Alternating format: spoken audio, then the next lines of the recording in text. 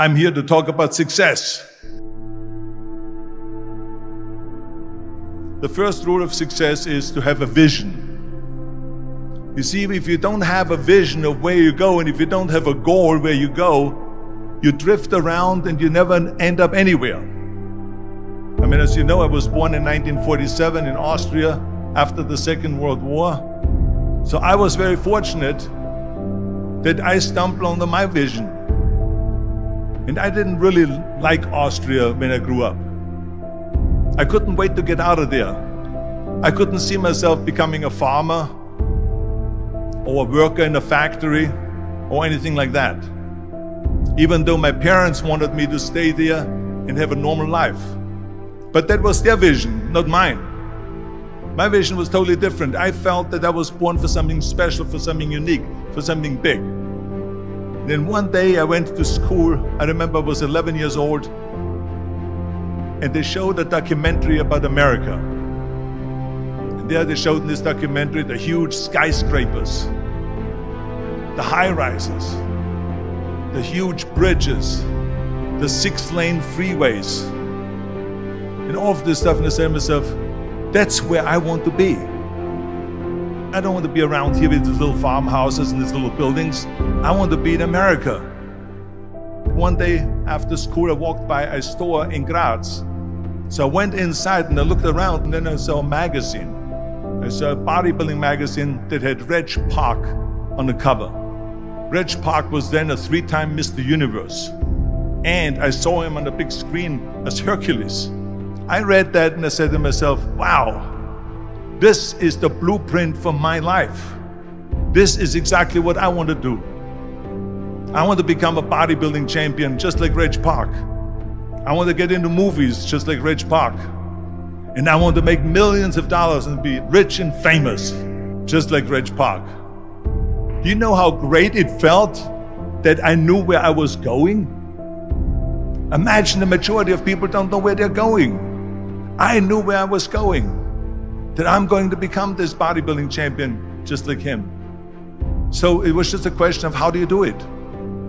I was so relieved, because when you have a goal, when you have a vision, everything becomes easy.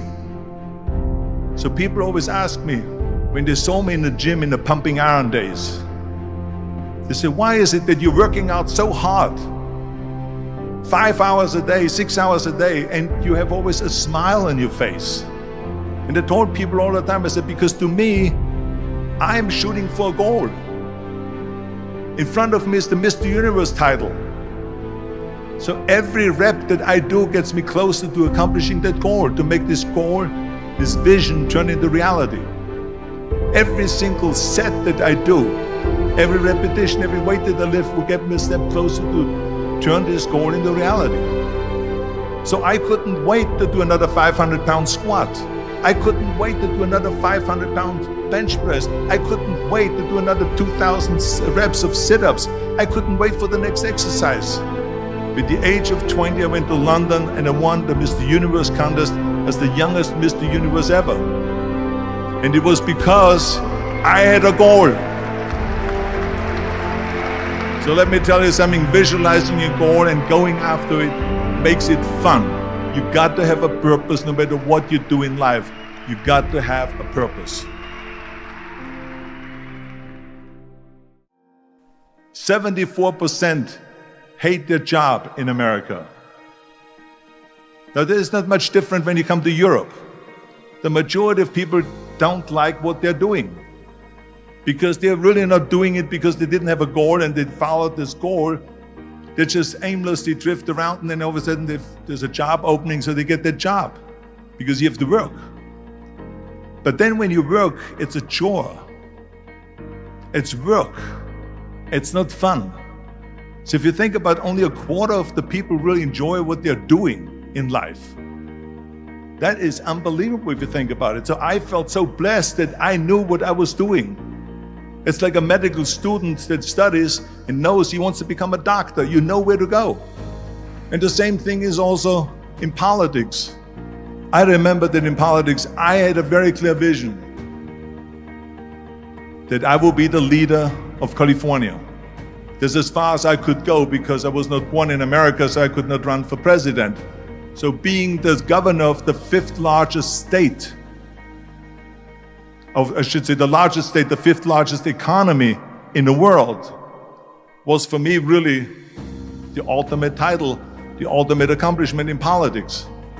So even though people came up to me and says, why don't you go and run for something smaller, you're never gonna make it. I ran for governor, and then 2 months later I became governor of the state of California.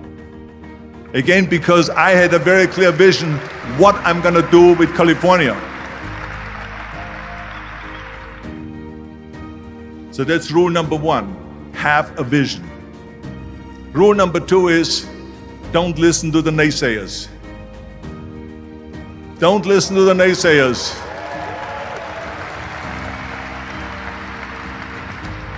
Everything I ever did, the thing that I heard out of people's mouth was, that's impossible. That can't be done. Or no. That is exactly what I heard, and of course I proved to the people that it can't be done. So whenever someone said to me, it can't be done, I heard, it can be done. When they said no, I heard yes. And when they said it's impossible, I heard, it is possible. I'm a strong believer of what Nelson Mandela said, that everything is always impossible until someone does it. Well, I'm gonna be the one, I said to myself, I'm gonna do it and I'm gonna show it to them. Maybe it has never been done before. That's perfectly fine with me. But I'm gonna do it. And I did not listen to the naysayers. It's all about the hard work that you put in. I said to myself, in bodybuilding I worked out 5-6 hours a day. I'm gonna do the same thing now for acting. And of course I went to college to study English. I studied the accent removal, acting classes, and all of this stuff, all day long. I worked and I worked and I worked. And within a short period of time, I made one movie called Hercules in New York, which of course went right into the toilet. But it didn't discourage me. I still had the same vision. And then all of a sudden I did Streets of San Francisco. I did Stay Hungry and Pumping Iron and The Villain. And then all of a sudden I was asked by Dino De Laurentiis and by Universal Studio to star in Conan the Barbarian. And after I did Conan the Barbarian, the director at the press conference said to the press, the director was John Milius. He said to the press, if we wouldn't have had Arnold, we would have had to build one. So think about that. The very body that they said can never be sold because the time is wrong. A few years later, I'm doing Conan the Barbarian, and it was the #1 hit at the box office when it came out in the summer of '82. Think about that. And the director says, if we wouldn't have had his body, we would have had to build one. So all of a sudden, my body became an asset, not a liability. And the same thing was with Terminator. After we were finished filming Terminator, Jim Cameron said to the press, if Arnold wouldn't have had that accent and talked like a machine, I think the movie wouldn't have worked. So think about that. The body and the accent that they attacked was an asset. But I didn't listen to those losers. I didn't listen to them at all. It's just the reality of it is that you cannot listen to the naysayers. So this is a very important lesson for all of you. So when someone says, no, this is a stupid idea, you in your mind, you don't have to say it, but in your mind just say to yourself, you're an asshole. What do you know?